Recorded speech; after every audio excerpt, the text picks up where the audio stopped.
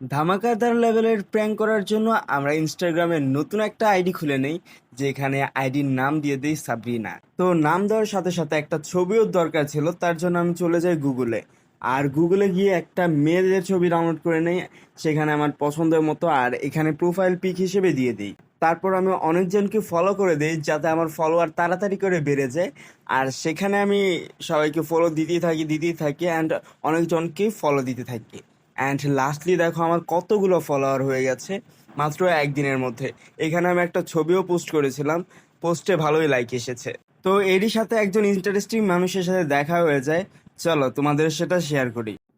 তো প্রথমে সেই ইন্টারেস্টিং মানুষটার সাথে দেখা হয়ে যায়, আর সে আমাকে লেখা যে হাই। তারপর আমি লিখি যে হ্যালো, নেট প্রবলেমের জন্য যায় না। তারপর আমি কিছুক্ষণ পরে আবার লিখি হ্যালো। তখন সে রাতে রিপ্লাই দেয় হাই হাই। তখন আমি রিপ্লাই চাই যে হাই হাই হ্যালো।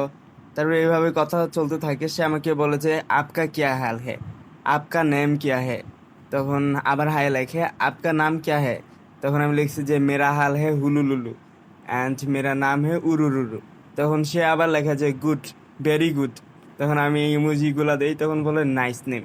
তখন বলছি থ্যাঙ্কস। তখন সে আমাকে লেখে যে কিয়া করতে হো।